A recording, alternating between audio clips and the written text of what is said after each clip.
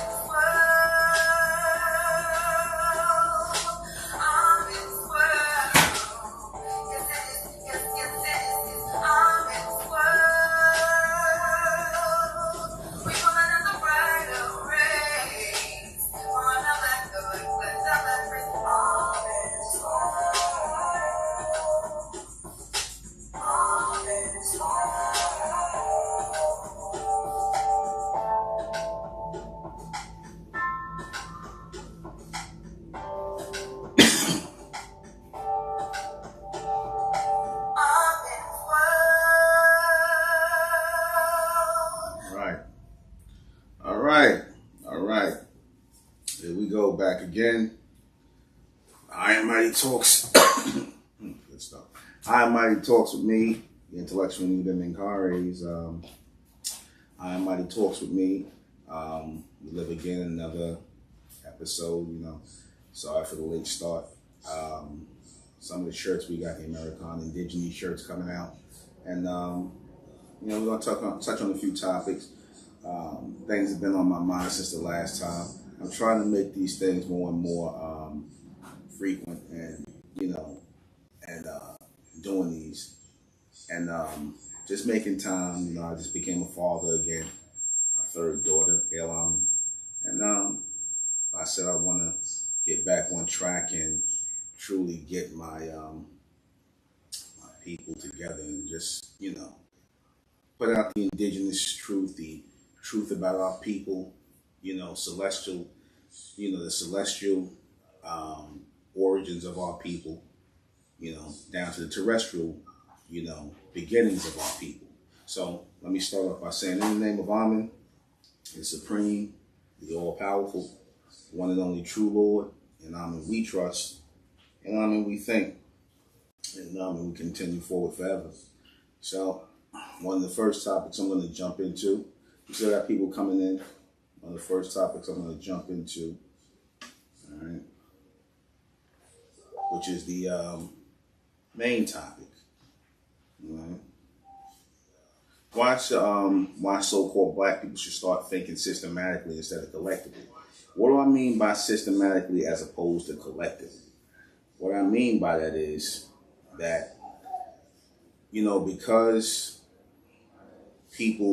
so-called black people don't work systematically, don't work together collectively to accomplish things, be it an enterprise, their well-being, just everything in general. Basically, what this country follows, while there is a such thing as white supremacy, while there is a government that is controlled by Caucasian people, is because these people work systematically to accomplish this.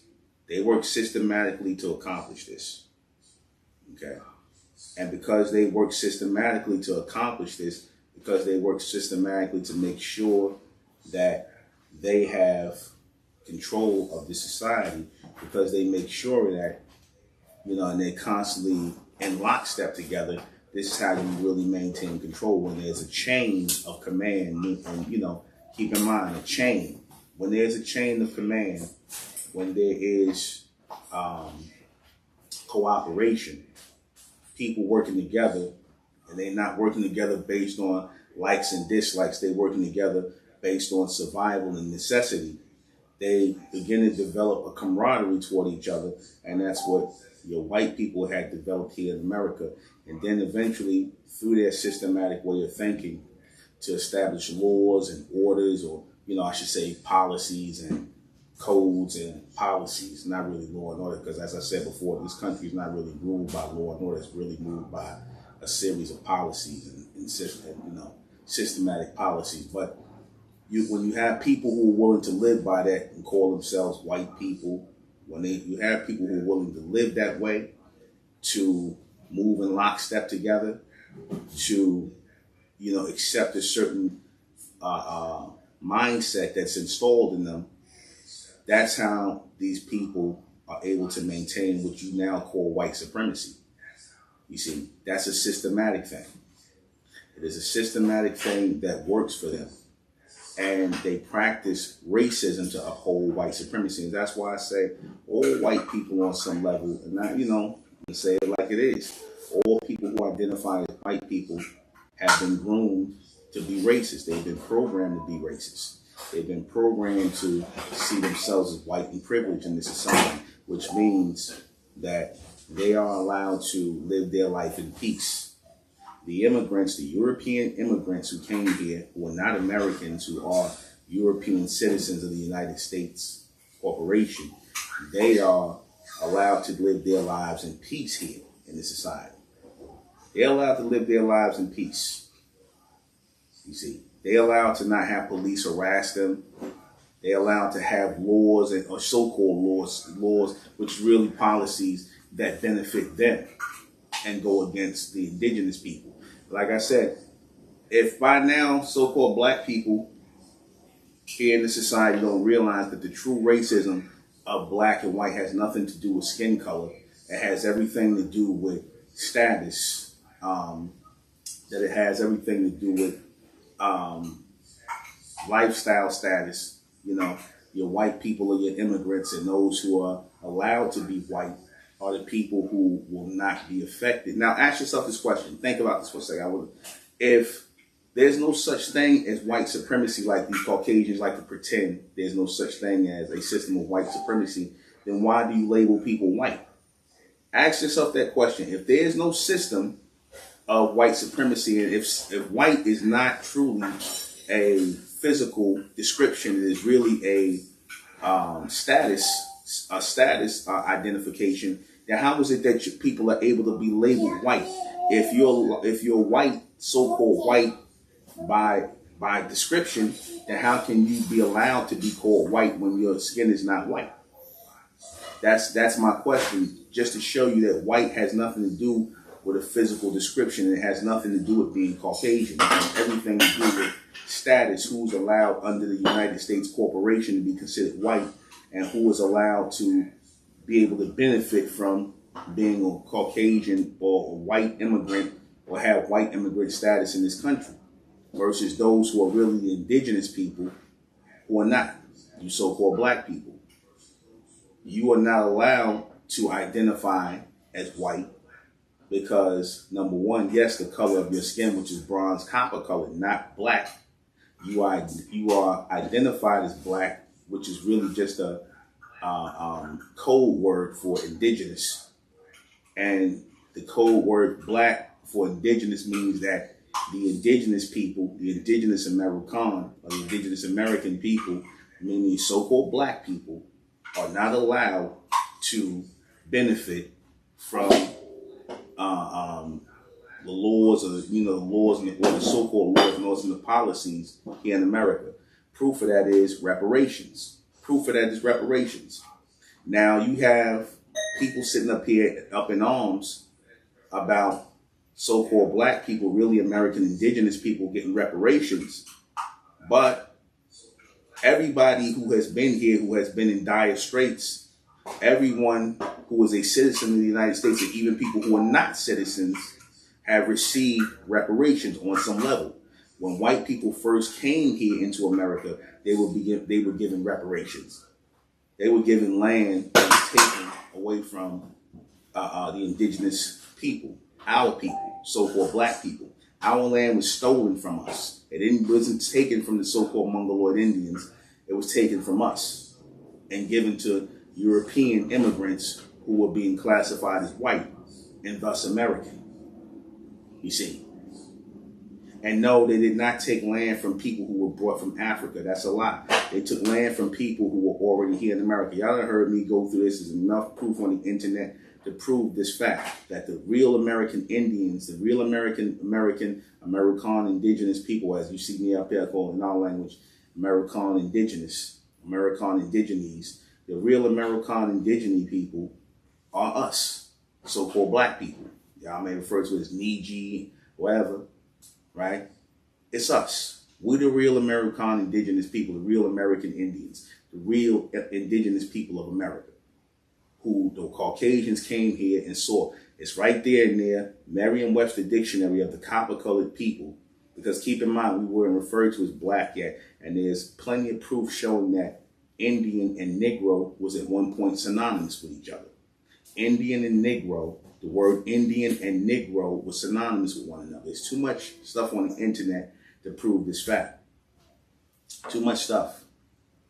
And if we work systematically as a collective to live that life, that American indigenous life, and teach our children that they are the American indigenous people, teach this in our history, because see, I've come across a lot of good channels on YouTube, from Dane Calloway to the guy Karimi Ahawa. I came across another guy, the research guy, the medicine man. I came across a lot of YouTube channels of guys who are breaking down our American indigenous status, and that we're not African, which we're not, and breaking down the origins of the American indigenous people, the American indigenous. They're breaking it down.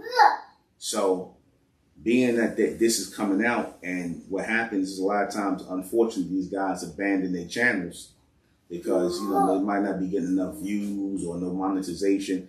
I see people don't post videos for 4 months, five months, a year, 2 years. They stop posting. They tap out. And I tell you, people who got content breaking down our American indigenous status, please do not tap out. Please keep flooding the internet. Even if you have to start your own sites, which I encourage a lot of you content creators to start doing, because YouTube, after a while, is going to get salty about the truth coming out about who we are as the American indigenous people. They're not trying to push that line. They're not trying to push reality. They're not trying to push the truth about who our people are. They want us to continue being African American, okay? The racists that run YouTube, the racists that run You know, all these social media outlets, they want us to continue to believe that we black people and that we African American. And unfortunately, we got a lot of mentally dead people amongst us who want that same thing, that same lie to continue. Which brings me to my next point. Right? And like I said, we have to think collectively to stop this. I put up a question I posed. I might as well do it in this kind of order. And the question was, let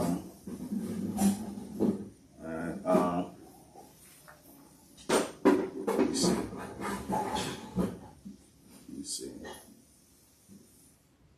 It was basically a question of, do these people here in America, these races here in America, do they care about the truth? You know, do they really care about the truth, or do they care about, you know, their beliefs? You know, people, what I mean by that is, you know, do white racist historians, that was the question, do white racist historians and pro-black Pan-Africanists, do they care more about the truth or their own beliefs? The answer is obviously their own beliefs. They don't care about the truth, because their beliefs and the beliefs they're trying to push can be easily debunked, that we came from Africa on slave ships, that we are somehow we were brought here, we came into America through slave ships.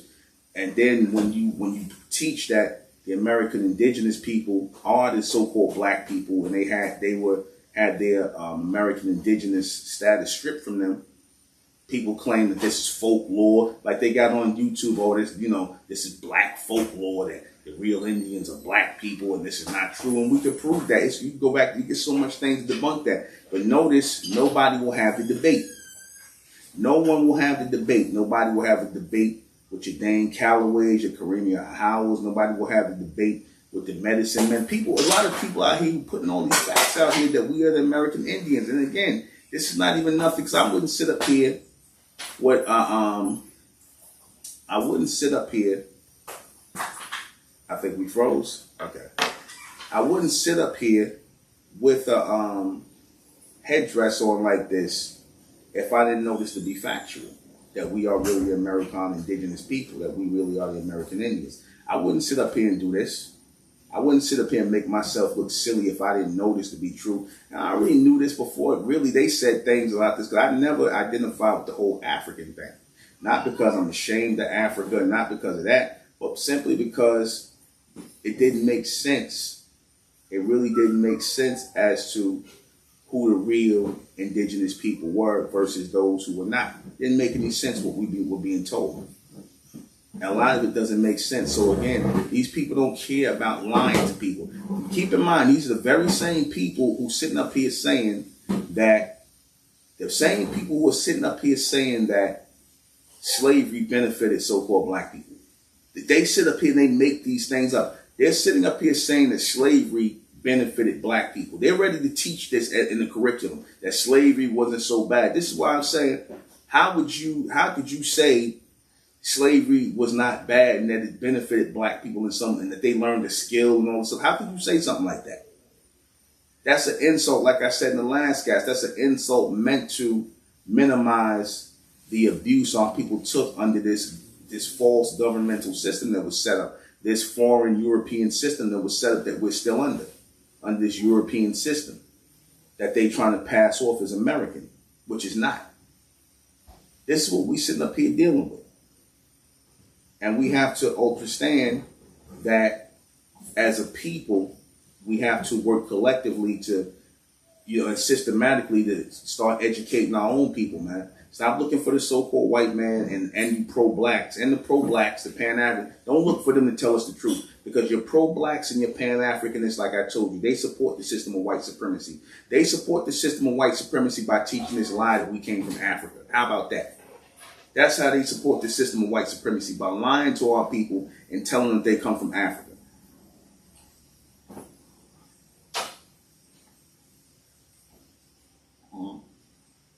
This is what they do. This is how they support the system of white supremacy, by teaching that lie that we come from Africa. Right? that we are somehow, we got to in America through slavery, even though you can see clearly who the first Americans are based in the bone and park temples and things like that. You can clearly see who the real Americans are, who the first Americans are, right?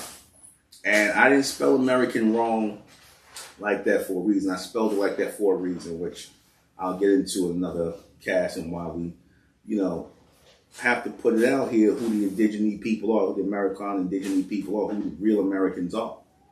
You see, and we in this community, the Republic of America, we are pushing that forward because, to sit up here and focus on ancient Egypt, to sit up here and focus on, I'm not saying there's anything wrong with, yes, our people were the ancient Egyptians, yes, indeed, but to sit up here and focus on ancient Egypt, to sit up here and focus on, Israel or being Israelites or any Africanism, any things that are outside of this landscape. And then when we get to America, we was just slaves and that's it. Here we got a very rich history here in the Americas that go back much older in Egypt and all these other places. Yet we're supposed to just ignore that. We're supposed to ignore that and believe that we came from that we should focus on Egypt, that we should focus on Africa, that we should focus on Israel. Why every place other than America? Why every place? Notice that. Why every other place but America? I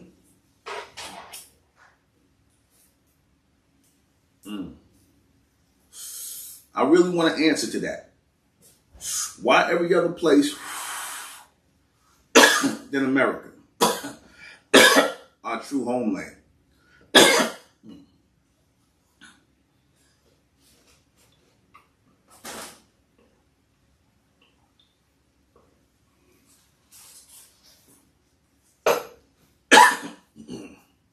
Answer, because to get us to point away from America, into other places, it keeps the white supremacist lie going that they brought up how we got into America. We got brought on slave ships into America. So if you don't got somebody combating that lie, if you got these people out here who busy sitting up here trying to push us toward ancient Egypt, trying to push us toward Africa, trying to push us toward Israel or Saudi Arabia, that we Muslims and all. If you got people trying to push us toward that, then of course the white man going to be okay with that. The white supremacist going to be okay with that. The white supremacist historians going to be okay with that, because see, that means that their lie could stand up as the truth now, because nobody is combating that lie. They lie can stand up as the truth because we too busy trying to be African, the Egyptians, and like I said, the Israelites, the first Arabs. We try to be all these things instead of embracing our real heritage as the American indigenous people. Instead of embracing our real heritage as the American indigenous people, we trying to be things. We trying to claim identities that are foreign to us in the now.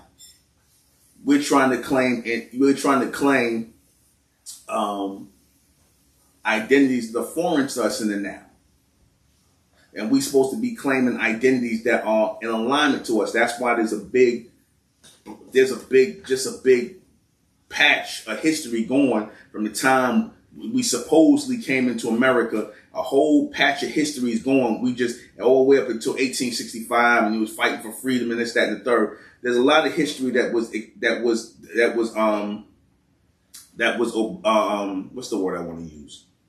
Deleted, but it's not omitted. That's the word I was looking for. There's a lot of history that has been omitted. A lot of history that's been omitted, real history, but it is still able to be found.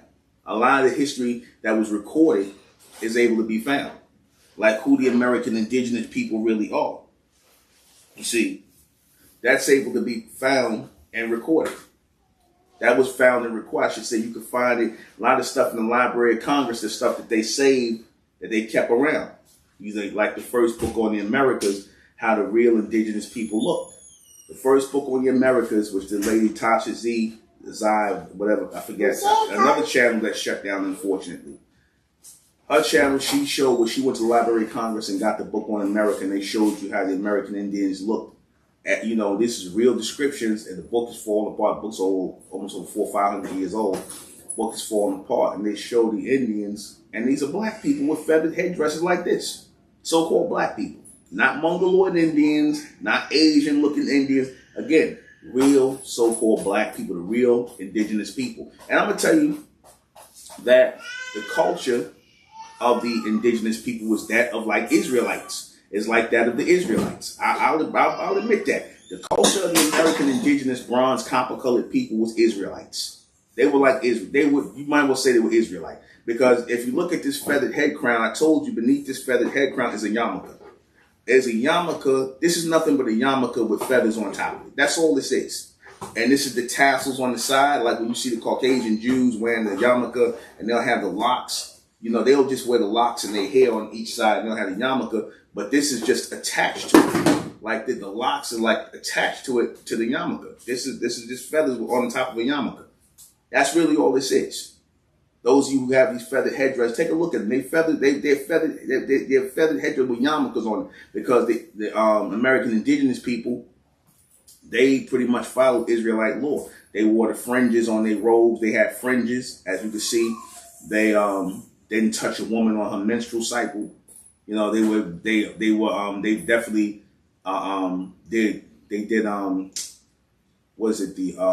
circumcision on the boys. The circumcision on the boys. They didn't eat pork. Not our people. We don't know what the Mongoloids did. Our people didn't eat pork simply because there was no pigs here in America. Pigs were bought by the Spanish later. These pigs got here because that's what they ate.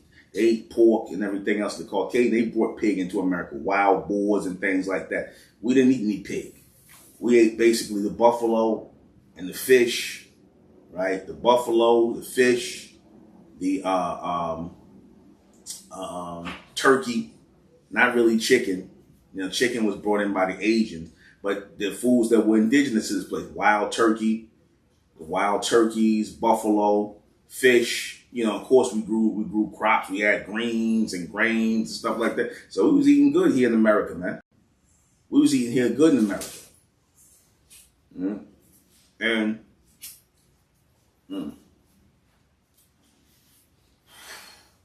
And your Europeans, like I said, they came here and they just copied our diet. They copied out and they added some things to the diet themselves and whatnot. They added some things, but for the most part, they copied our diet. And like I said, you can see right in the description of American who the Americans are. It tells you who the copper-colored people are. Again, our skin is copper-colored, not black. Our skin is copper-colored, but they never seem to have an answer for that. Okay? All right. I'll move on to the next thing. And I said on my thing, Facebook, I said a lie that goes unchallenged will eventually become the truth. That's how European history was basically established. So-called American history was basically established because these were lies, aka beliefs that were pushed to the American public and to the world about the conquest of Europeans in America, and this lie that they brought black people, so-called black people from Africa.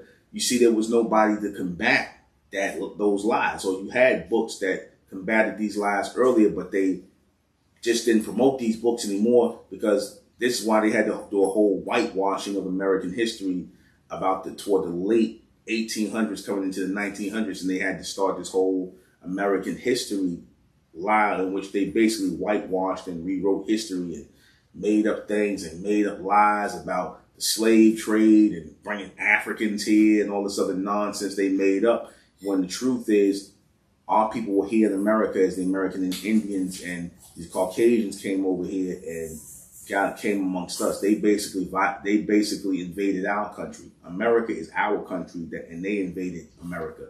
They are not Americans. They state right that, like right now, they'll have a hard time even accepting the fact that they're not American. They'll have a hard time accepting the fact that they're not American right now. And that's the truth. They're not American. You are where you come from, where you are native to. So if you come from, your family come from Italy, France, Spain, Scotland, then that's what you are. You can't, like I said this before, you can't call yourself American. You're not. You are European citizens of the United States. Like how y'all call us African Americans. If you want to be technical, y'all nothing but European Americans. You're European Americans.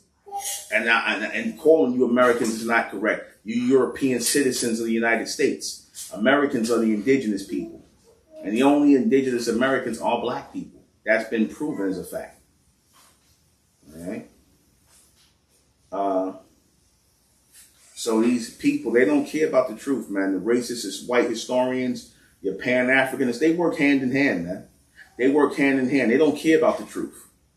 They're going to sit here and keep teaching the same lie and say what we saying is false because they have a lot to lose by admitting the truth. They feel, or they feel they have a lot to lose. Like, you know, who can righteously claim ownership of America? It can only be us, the first people here. Now, again, in order for you to take a people's place, that people got to be gone. In order for you to take people's place. So this is why if you see the white man, they'll sit up here and tell black people, oh, you niggas need to go back to Africa where you come from and whatnot. But wait a minute. How come you could say that and you come from someplace else? How can you tell somebody to go someplace and you come from someplace else? You're not native to America. You're not indigenous to America. So how can you tell somebody to get out of America? Somebody that's been here longer than you. Because you didn't bring us here. We was already here. That's the truth. But y'all don't want to deal with that reality. You'll still sit here to America is your country. No, it's not. Your country is the country your family came from. That's your country. And if you really want to make America great again,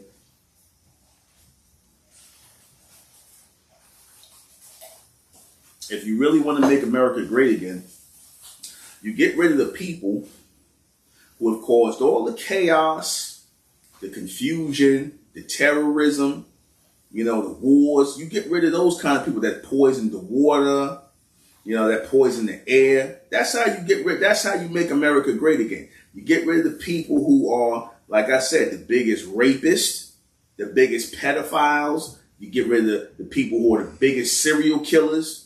You get rid of the people who are the biggest school shooters. You get rid of the people who are the biggest damn degenerates. You know what I'm saying? You get rid of the warmongers, the terrorists. You get rid of those people.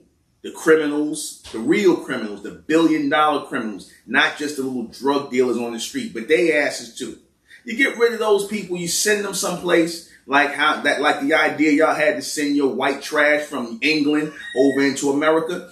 That's what America needs to do. They need to take all that trash and be real about it and send it back to where it came from. Send all the trash back. Oh, that's right. And that means you would have to dismantle this government if you send all the garbage back to where it came from.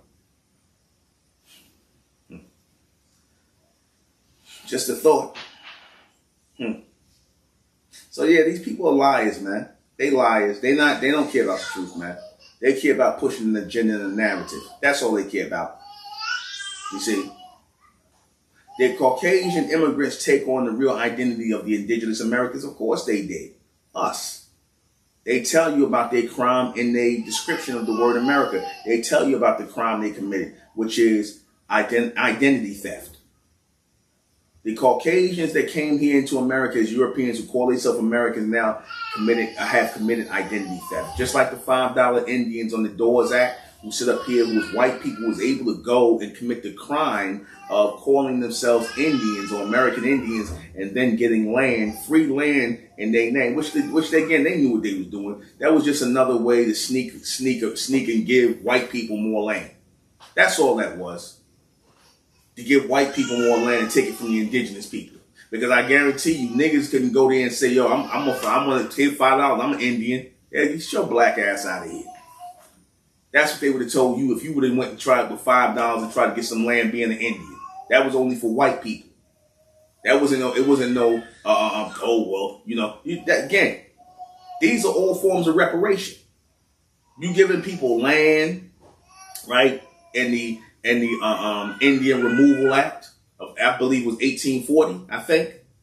The Indian Removal Act, where you took land from people who've been on that land before you came here, the indigenous bronze, copper-colored people, so-called black people, you took their land, forced these people off the land. That's theft. That's theft. That's land theft. You know, the stuff y'all put people in jail for today, which is how you established the United States government. You took land from people that lived on the land.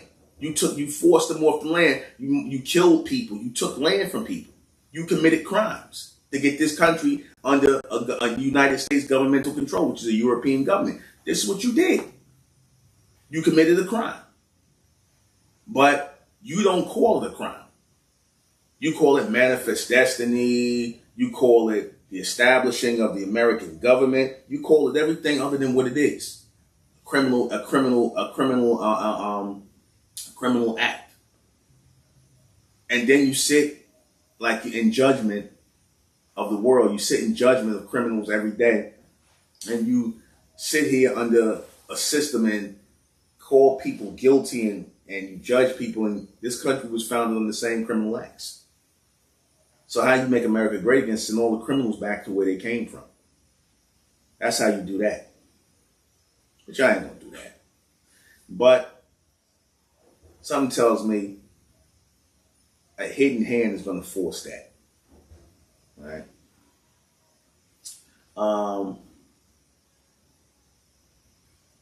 Let's see. Is democracy the Trojan horse of fascism? Yes, it is. You know, fascism, or, you know, because they say they don't want, this is the reason why they want black people to vote in the elections.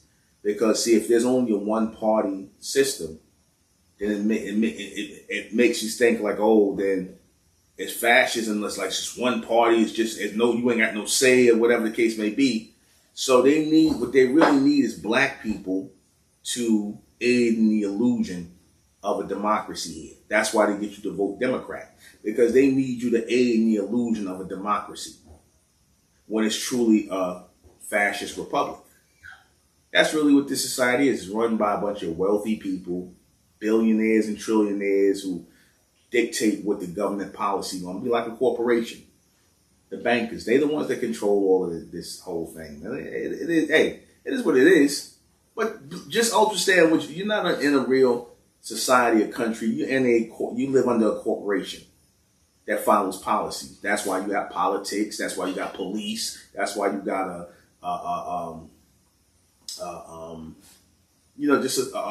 the political system. All these things are all based in policy, not in law, not in order, because they ignore the law every day. Hell, they broke the law to establish a country. They broke moral law. They broke moral law to establish a country. So how can you say it's okay for you to break the law but not other people? That's hypocrisy. And hypocrisy is always met with karma. When you do something and you think you are above it, you're going to find out that you're really not. But the problem is, see, righteous people don't judge you. Righteous people don't stand up and separate themselves from you. That's what holds up the judgment of these people who are unrighteous, because the righteous have not separated themselves from these people who are unrighteous, or as I call them, wrongous. See, when the righteous are separated, then judgment will proceed. You see. All right. Which just brings me, I'm going to talk about that tonight, while righteousness will be our weapon against the beast. All right. Yeah, so this is fascism, as you know. All right. I talked about the end of the governmental mind games of the beast and the generation of law and order on earth. See, because another thing with the policy systems of these corporations, these are all games, man. How money is distributed, how the, Federal Reserve and all this stuff is set. These are all games that are played. How certain people are allowed to have resources through so-called money and financial, establishment, when, again, what is the money based on? It's paper and digital credits. It's paper and digital credits, which have no value. They have no real value except for what a collective group of people decide it has. A group of collective people in a systematic state. Again, get back to the system. A group of collective people within a systematic body decide that systems of digital currency and invisible currency, digital currency and paper means that you have assets and things like that, the resources to live. This is decided by people. This is decided by people. You see, back in the day, land was money. Land was money. Why was land money? Because you were able to, if you were able to grow on your land, you can trade with the food you grow on your land. You can have cotton and all kinds of material on your land that you can trade and you could sell. Okay? You would have land. Your land was the value because of what you could yield from the land. Not gold, not silver. See, gold and silver were a proxy for your land. They were like proxies for your land. You see, or what you were yielding from the land. It was really just meant to be proxies for the things that were really valuable, like the cotton that you make for clothes. You know, the things you use, the cotton you use for clothes, the food you raise to eat, you know, things like that. That's what the value is. That's why the money is green, because it's really symbolic of the land. The money is supposed to be symbolic of the land, okay? Because that's the value. We had all the land, so we had all the wealth. That's why the beast made sure he took it from us. They knew that once they took the land from us, they took the wealth. They robbed us. They systematically got together and robbed the indigenous people who did not stick together systematically, like how y'all don't do today. That's why they systematically rob y'all today. That's why the beast systematically robs black people today. Because y'all don't stay together systematically. Because y'all don't move together collectively because you don't know who you are. That's one of the reasons. And another reason is because y'all think it's individuals and not as a collective. You know, your Caucasians, your Asians, and all these other races of people, they think it's a collective, a systematic collective. You see, they all in lockstep. So-called black people, y'all not in lockstep with nothing. Y'all trying to get down with other races of people. You try to align yourself with other races of people. The damn black Muslim, he want to align himself with the damn racist ass Arabs who he think are his brothers, his A.R.Cs. Trust me, I used to be Muslim. I know that these Arabs that y'all think is y'all A.R.Cs and y'all pray together and you go to Juma and you make you see them on Hajj or whatever you might see them. They only in your neighborhood to get money. That's what they there for. They don't like you niggas. You just some converts to Islam. That's why I said y'all need to throw Islam, Christianity, Israelitism. You need to throw all that shit out of the window, man. Because it's not doing nothing for our people. All it's doing is creating division. What we do know is that we are the American indigenous people. We know we're the indigenous people of America. And we can establish our own laws and orders going from there, knowing that reality. The hell with all that other crap. Anyway.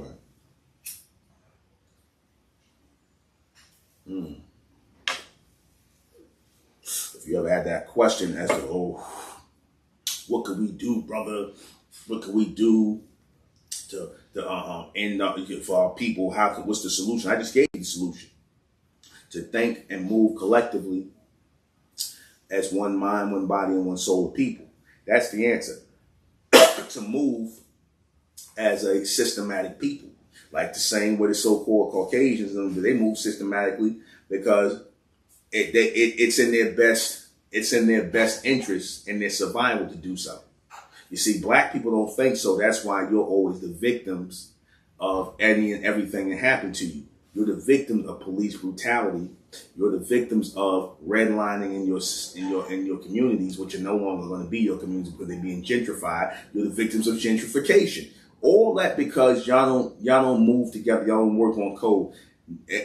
Nobody in your neighborhoods should be owning buildings but y'all. How about that? There shouldn't be no people that are not you in your neighborhoods owning buildings. That goes for brownstones. That goes for apartment buildings. That goes for storefronts. Nobody in your neighborhood should own buildings that are not owned by you. That should look like you. You can't go in the Jewish neighborhood and find nobody but Jews owning stores there. You can't go in the Asian community and find nobody but Asians own the stores there. You can't go into the Italian or whatever neighborhood. They own stores in their neighborhoods, as it's supposed to be, because that's supposed to be your way of making money in your community and keeping dollars circulating in your community. But when it comes to so-called black people, it's done on purpose that you're not giving loans for businesses. They make sure you don't get no loans. Everybody else get loans, like how they did with the Asians, how they gave them money to open up businesses in black neighborhoods. That's why your neighborhood is full of Asian markets and nail places and Chinese restaurants, because the banks, your banks gave them money. They gave them money to open up businesses in your neighborhood. They wouldn't give them money to open them up in white neighborhoods. And an Asian woman said this. They was like, the white people was not letting them come in their neighborhood and make no money, but they said you can go in the black neighborhood and do that. And that's why they flooded your neighborhoods. And you sent their children to school, made them rich, made them so they could own 2 and 3 damn markets and everything. And they looked down on you. Your money is what kept them up. Because the so-called white man wasn't dealing with the Asians. They wasn't dealing with them. They come in your neighborhood and make money, in our neighborhoods and make money. And then they look down on you and talk crazy to you. And you sit up here supporting them. Which y'all need to stop doing. And these goddamn hair spots where you black females just can't seem to stay the hell up out of these beauty stops marrying. You buy that shit online, man. Buy that shit online. Or order it yourself. There's ways you can get all that stuff. You don't need to do it. Open up your own store in your own neighborhood. How about you try that? Don't get mad when Ming Ling and all of them snatch your damn black woman damn weave off her head or knock the hell out of her and whatnot for stealing a bundle of hair out the damn back of the store. Don't get mad at them when Wing Ling and them whip her ass. Because she want to go back for more. She want to keep getting her nails did no matter how much her ass got whipped. She gonna walk across the damn line when y'all picketing, and she gonna tell you, "Shit, I need my nail done. I don't got hair. I ain't got time for that." That's what I'm talking about by not moving collectively. That's what I'm talking about by not moving collectively, by allowing strays to come amongst you and be accepted. If y'all ain't moving collectively as a community, y'all ain't show up that now. Ain't nobody going in there. Ain't nobody spending no money in there. You see, that's how you start showing your power. Flexing your muscle. They can't get no money out here. You know, like how y'all would do black people if they tried to get money in your neighborhood, because y'all seem to be okay with everybody else getting money in your neighborhood except black people. So start treating everybody like black people. How about that? And do the reverse. Treat your own people like how you treat all the other races. You know, with respect. How about you try that? Yeah. Try just for a little bit. Just try it for a little bit. All right. So, I said the end of governmental mind games and the generation of restoring law and order. Law and order got to be established by the American indigenous people, man, in the future. And that's the only way the Lord is going to make the presence known. The Lord is going to make himself present through the indigenous people, not through the immigrants, man. The true Lord is going to make his presence through the indigenous people, not through the immigrants, man. You see, because they brought all kind of false gods here, all kinds of false gods and demonic spirits here and unleashed it onto this society, man. A lot of you black people, unfortunately, are caught up in that. You got a spiritual connection with it. You see. It's a little bit funny, but I'm going to just gotta say it anyway. I said this last night on my Facebook, and I said, is it me or is it that when black females stand next to Caucasian males and Asian males, don't they suck the masculinity, the little bit of masculinity that the Asians and Caucasian males got? Don't the black woman like suck it away like a damn vacuum to the point she end up making them look effeminate? I mean, tell me, am I the only one to see that? Do not the so-called black women make all other races of men other than the so-called black men look effeminate? Is it me? When they stand next to them? I'll give you a good example of that. Venus and was Serena Williams, or which one? Venus, the one who married the guy Alexis, whatever his name is. Well, whatever one. I think it's Venus. Man, you see her standing next to him. I had a picture of her picking him up. Him picking her up. He looks so goddamn awkward. He looks so awkward. He trying to pick her big ass up. You see that? Is it just me? When you see the black woman with any other race of man other than the black man, she sucks the masculinity, that little bit of masculinity from the white man that he has, the Asian. She sucks it right up out of him, man. Because the so-called black woman, she is the most dominant woman genetically on earth. The so-called black woman, this is the reality. The so-called black woman, the bronze copper colored woman, is the most genetically dominant woman on earth. She has the most genetic material. She has the most estrogen in her genetic in her vessel. She has the most estrogen. She has the most carbon in her skin. The most everything is in her. That's why they cloned Henrietta Lax's cells, and they still cloning in that. And like I said, that's they could have did that with the average so-called black woman. They just were blown away because they discovered this in Henrietta Lacks. Her cells, how they had the ability to keep regenerating, and they came with a lot of I guess with Johns Hopkins or something. She had cancer. Y'all know the story of Henrietta Lacks, how they used her cancer cells. I forgot how they did to, they just come with a lot of cures and things because they was amazed at how her cells just kept regenerating so fast. But my point is that the so-called black woman, just like the so-called black man, no matter where you stand at, whoever you stand next to, you dominate the image. You dominate. That's why if you notice in movies, in business and everything, they usually don't want a lot of black people. Caucasians don't usually want a lot of black people in a business that's occupied by them. They'll have maybe one or two black people. Even in a picture, they'll have one, maybe two black people. That's it. It'll be a bunch of white people because they feel you black people, you offset that image or you offset that order just by who you are as those carbon people, as those natural people who are, the dominant. We're the ones with the dominant genetics. So that shows like you could have a whole bunch of them and you put one of us there and we're going to stand out. We're going to stand out. You put a whole bunch of us there and you could put an Asian, East Indian, Arab, you put one black person there, you're going to look right at the so-called black person. You're going to look at him because they got the dominant. And that's the same thing with the so-called black woman, right? Because she comes from the dominant genetic, the almond genetic. She comes from the dominant genetic. She automatically dominates that which is recessive to her. So when you see the so-called black woman, like, I'm going to give you a good example how you know the so-called black woman know this.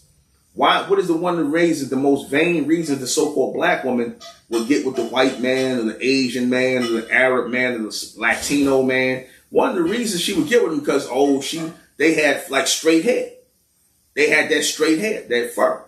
They had the straight hair, so they would get with it because they looked at that hair as being more prettier, better looking than they strong, dominant, woolly hair. They didn't want children with that strong, dominant, woolly hair. One of the main reasons why the so-called black woman idolizes that hair is because you ain't got to do shit with it. That's the main reason why the black woman love straight hair, the hair of the white woman, the Asian, because you ain't got to do shit with it. They just put the shit on their head and go. It's really out of her laziness. That's what she really liked the hair for, right or wrong. Tell me I'm wrong. And then what's this? Tell me I'm wrong. That's why the so-called black woman, the nigga woman, she loved that straight hair. It ain't because it's so pretty. It's because it's manageable. It's manageable. The nigga woman loved that straight hair because it's more manageable. She could just throw that shit on and keep it moving. That's what she liked about it. It appeals to her laziness. It appeals to her laziness. That's what it does. You see? And she wants children when she ain't got to be doing their hair and buying perm kits and all. Because she does that. So what she do? Oh, let me go get a white man. So when I mix the hair going to be, or my dog going to be. So she really liked that hair is more manageable. So it's really about her trying to tame her dominant genetics. You see? She's trying to tone down her dominant genetics by mixing with the so-called white man. You see what I'm saying? She's trying to tone down her dominant genetics by mixing with the white man because she don't like her dominant genetics. It ain't so much that she love the white man. She just don't like her dominant genetics. That's what that's about. Because you would get with a dominant man. If you truly like your dominant genetics, you would get with a dominant man who got your genetics too, and you would continue that bloodline, right or wrong. So, because the nigga woman always sitting up here talking, oh, I don't see color. I don't see color. I just see people. You chose not to see a black person to be with. That's what you chose. You chose not to see a black man to be with. That's what you chose. That's what you really mean. You chose because, again, you want soft hair, you want lighter skin, you want to be more like them because they're promoted as being dominant. But, like I said, it looks like a mismatch. It always looks like a mismatch. It always looks like a mismatch when the black woman is with the white man. She makes him look like a female. She make the white man look like a female standing next to her. You see? And also he makes her look more masculine. So she starts looking like a stud lesbian. The black woman look like a stud lesbian when she's standing next to the white man. I've never seen no image where it looked like that image, where it looked like they go together. I've never seen that. I mean, y'all can do what you want to do, but and on the other side of it, when you see the so-called black man with the white woman, the so-called black man make the white woman look strong. It make her look like she got some flair and some swag. That's why she go get a black man. You see, when she with a black man, it make her look like she's stronger because you got to think, well, you standing next to a dominant man with all that carbon and that woolly head texture. So it makes her look strong. It make her look like she got some swag too and make her look stronger. But when you do it in the adverse way, and again, I'm not trying to say that it don't make the white man look stronger. It don't. He'll try to make himself look strong because what he'll do is he'll try to throw a little black fade on his head, like the black man, or he'll try to have a little beard and try to shape it. He try to act like the so-called black man so it looks kind of balanced out. What, right or wrong? He tried to do that to try to make it look. He got to try and make himself look like a black man, make it look more balanced. You see, so he tried to get a little bronze hair, a little fade on his head, a little line up on his beard. Especially the Asian dude. A lot of these Asians, they be into hip hop heavy and whatnot, and they be like they want a black woman. They want to mix they seed. Because we got a lot of our people who our genetic materials all over the place, man. So you'll see some Asians, might even see some Caucasians. They want to come in and tie themselves back into their original bloodline. Some of them will try and do that. You see? Some of them will try and tie themselves back into the original bloodline, which is the almond genetic. The almond bloodline that precedes the human bloodline.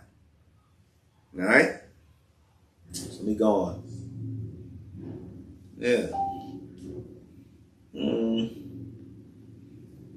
Make sure I got everything.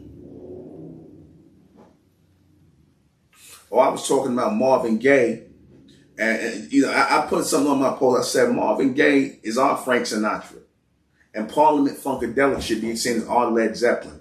In other words, what I meant by that is the same way these Caucasians honor their musical legends, their actors and things, we need to be doing the same thing, man.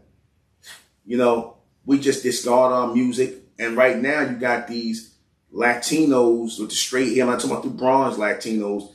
But you got these Latinos and you got a lot of these Caribbeans, even though y'all, man, you got a lot of people trying to sit up here and claim, and these so-called Africans too. You got a lot of people who sit up here trying to claim that hip hop was started by Latinos and black. No, it was not. It was started by American indigenous bronze, copper-colored people, so-called black people. 100%. I said this before. I killed that argument a long time. I'm not going to revisit it. You see. Not gonna revisit that foolishness. Shout out to Tariq Nasheed for having a documentary come out. But one thing I will say about a lot of these pro-black, it's like they afraid to come out and just say, look, we the American Indians. We're not African. They're afraid to come out and say that. They'll dance around and, we black people, or we've been here. Some of the black people here are indigenous, but you won't say the American Indians though. You won't say that, because who was roaming these plains other than the American Indians, the American indigenous people? Who was doing that but us? but then you still kind of want to keep your foot in the whole African thing. You see, that's what you call dancing. A lot of these guys like to dance around it because they still want to be black. You see, they still want to have a little foothold or tied to Africa and all that. But no, you either gonna stand up as what you really are, as who we really are, or you're gonna stand against it. And a lot of these guys, like I said today, if they're not sitting up here doing this, I make it a point to sit up here and put this American indigenous feathered head crown on my head, right? I'm gonna get some better ones though. This is all right. We making our own, but and we're gonna produce the ones that are more toward the Mayan, because the American Indians, the American indigenous people starts with the Olmecs, the Aztec, the Inca, the Mayan, because all American Indian really means is an Indian only really means indigenous. That's all Indian mean. It don't have no greater meaning other than indigenous. So when somebody says Indian, it's really indigenous, and it has nothing to do with those people who are in India. Those people took that name in 1950, or should I say America transported that name Indian over into India, which used to be Hindustan. Because I have a theory on that they wanted to the Caucasians here in America really wanted that word Indian to be disassociated with America. That was the final step in which they pushed it, because I find it very ironic, and it's too much of a coincidence to think that, these people who were known as Hindus from Hindustan, they all of a sudden we Indian. That don't sound strange to y'all? These people all of a sudden we Indian. We was Hindus in Hindustan and our language was Hindi. Oh, now in 1950 or so we Indian now. Previously, Indian was tied to America. Previously, the word Indian was tied to America. Now all of a sudden, it's not.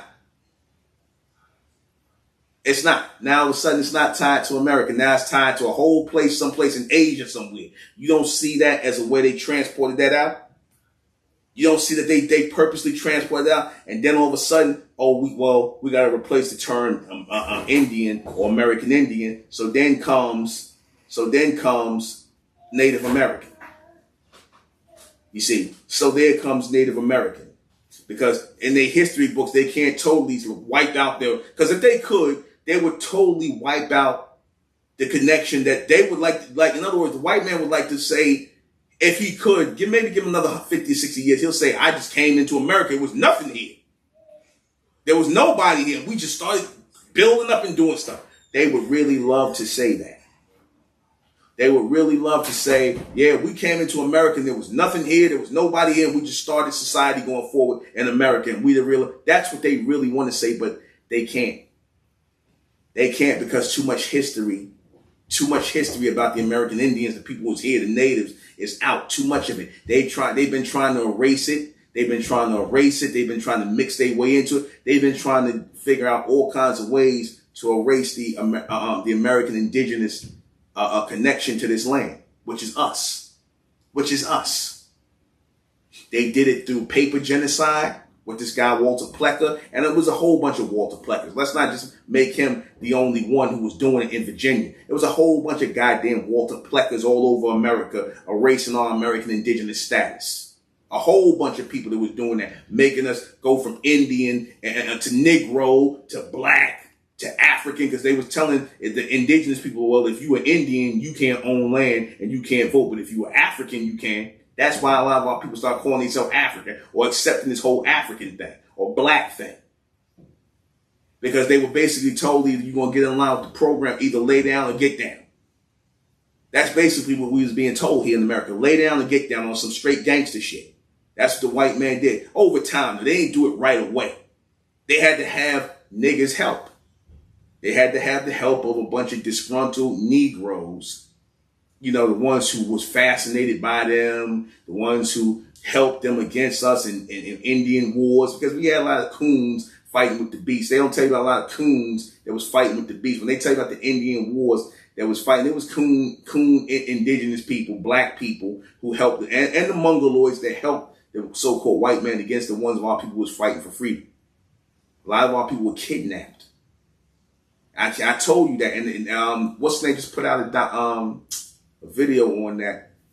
Kareemio put out how I'm gonna put that video up on my. Should put that link in my thing about how a lot of indigenous people here in America, they wrote in their journals how their children would be kidnapped by these Caucasians. These settlers would just come and kidnap the children, to grab the women and stuff like that. That's really how slavery started, man. This was based on kidnapping, wars that was fought and whatnot, prisoners that was taken hostage. That's really how slavery started in this country. You had that along with indentured servants, all that. That's really how slavery started. Okay? And they just meshed it all into one thing. They meshed it all into one thing.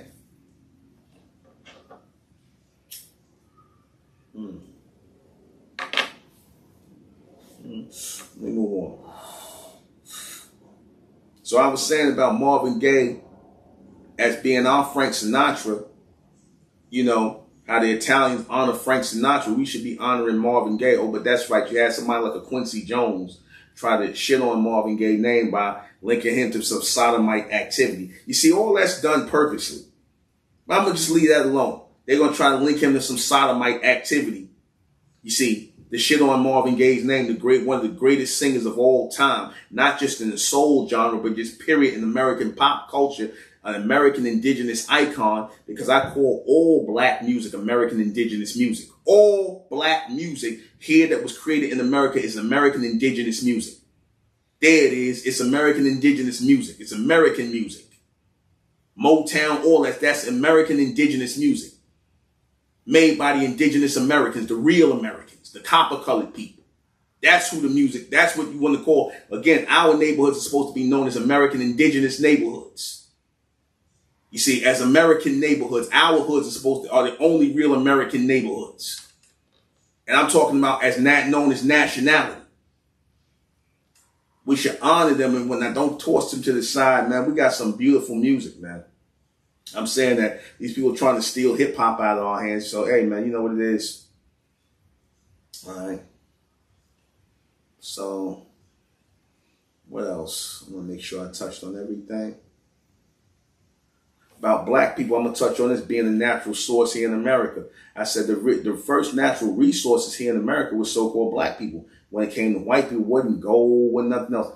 It was slavery and indentured servitude. That was the natural resource because black people were pretty much used by white people. Whenever you hear about black people being in slavery to this people, that people, whatever the case may be, indentured servitude, slavery, whatever, whenever you hear about that, please know that these people were seen as natural resources.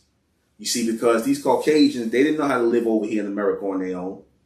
Because you don't have people, you don't force people to stay on property. You don't force people by death to stay someplace where they don't want to stay if you don't need these people. That's desperation. When you got to force people, you got to rape people, you got to beat people to make them stay and work for you because you need them. Without them, you have nothing. So how are you supreme? You are only supreme when you don't need people. You don't need people. You ain't got to force people. You ain't got to force people. You see, you did that because you were afraid these people would leave. You see, you were afraid you couldn't take care of yourself. So whenever you see, that's basically what they telling you is when you see black people in servitude to white people, what that's telling you is who are the real backbones of the society, because those people who they need to serve them or be slaves to them were the people that were actually running the country. They were the machine that were being used to run the country, and the white man was the engineer through slavery. But we were the machine, make no mistake about that. Our people were the machine here. And we stood down in darkness. We stood down in blackness and let the white man shine here in America. The shining stripes and all this other stuff, all based on lies. All based on lies. And they want to continue to lie going. They want to continue to lie going. All right? And it ain't just them. It ain't just them. You so-called blacks, you Latinos, you fake Mongoloid Indians, y'all part of the lie too, man. Because you know, if the truth as the truth keeps coming out, who the real American Indians are, who the real Mesoamericans are, which is all us, who the real Americans are, who are real Americans of America, the indigenous people, the Indians, then that erases your identity, your false identity that you was allowed to take on here. It starts to erase that. And when you erase a lie, what happens? It starts to just decimate. It just disappears. You see, and for a people who built their existence on lies, that means you eventually going to disappear once the lie is discovered. See, you only as good as the lie, aka the belief that y'all put into people's heads. You only as good as that. After that, you ain't no good. You don't serve no purpose. We don't believe you no more. All right? And I wanted to speak on the N-word. Will bring me on to that. You notice how you got a lot of these white people and all these other people wanting to say the N-word so bad. Why we can't say, they was up there talking about why they can't say the N-word and whatnot. I think y'all said it enough. But let me say something to you as to why they want to be able to use the N-word freely. Because it's not about a freedom. The freedom has always been, and the privilege they've always considered was their right to disrespect you and abuse you. Because I told you, all these other races who feel the need and want to do that, they have a hatred for you, which is a jealousy for our people. And they feel that if they could take any opportunity to disrespect you, I want to be able to do it because that would make me so happy to be able to call you a nigger or say nigger in your presence, because that's all about disrespect. So that's why I said, don't accept when you hear one of them use the word N-word in your presence. Don't accept that. I even tell you young boys, because your little young white friends who call themselves trying to be hip. No, they're not trying to be hip. They're trying to disrespect you. They're trying to disrespect you. It's one thing for us to call each other that word, the word nigga, or use the word nigga amongst them. We earned that. We earned that. That's our word. We earned that. We earned that to say whatever we want to each other. The same way, it would be wrong for us to say, come up with a racial slur against a Jew. Because if Jews get at each other and say racial slurs and whatnot, that's one thing. That's on them. Or Italians or Spanish or whatever. They could Asians, they can call each other whatever they want to call each other. But it's wrong for us to come up here and call each other that. But see, the problem is, we made the word that was supposed to be derogatory, we made it fly. We made the word nigga fly. We made it fly. And they don't like that we made it fly. They want us to still sit up here and be, oh, you call me a nigga, you can't believe that. They really want, but we made the word nigga fly. You see? And they hate that we took something that they tried to shit on and disrespect us, and we made it look good. Now everybody want to be a nigga. Everybody want to use the word. Which we got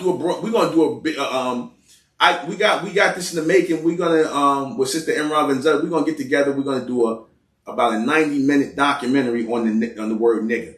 We're gonna do a full-fledged documentary coming soon on the word nigga. You see, and we're gonna do it as a film piece. We're not doing it no YouTube. It's not gonna be on YouTube. It's gonna be for purchase, possibly on Amazon. Something. We're gonna go extensively into the word. Shout out to you, Sister Imran Vanzetta. I'm letting you know we're about to get to work. We're about to get to work, and we're gonna put some business together on that, because it's a few documentaries I want to start producing. So, all right. So, make sure I got everything. We shouldn't allow anybody to call us this. I spoke on why we embrace every other culture except ours. Well, again, our culture is American indigenous culture, man. Our true culture is American indigenous culture. That's our culture, man. Not Islam, not Christianity, not Judaism, not Israelitism, not Pan-Africanism. Our true indigenous culture is American indigenous culture. We are the only real Americans here and the word American is from the Mayans, our people, the Mayans, the first people who came into America along with the Aztecs. Facts. All right. And I guess I touched on everything. Let me check.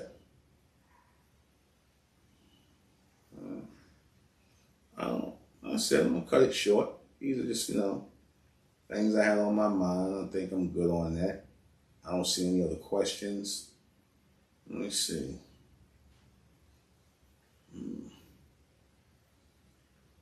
Y'all for those of you who like this shirt, like I said, links, all this stuff is coming soon. I'm gonna tell everybody where they're gonna be able to go to get these shirts and whatnot, because we should be standing up for our American indigenous heritage. That's what it is. All right. So, all right. Okay. All right. So, if I don't see any questions, I'm about to close it out. We're going to close out in the name of Amen, by the power of Amen. And Amen we trust, and Amen we thank, and Amen we continue forward forever. Catch my MENTELLECT radio tonight at 10:30. Subscribe to the MENTELLECT Patreon for the raw and uncut stuff, the stuff I can't give out on YouTube. And Sister Enron Vizetta with the Ethnic American channel. Got new stuff coming. So, and that's say my MENTELLECT Patreon. And also subscribe to this platform. That's it. All right.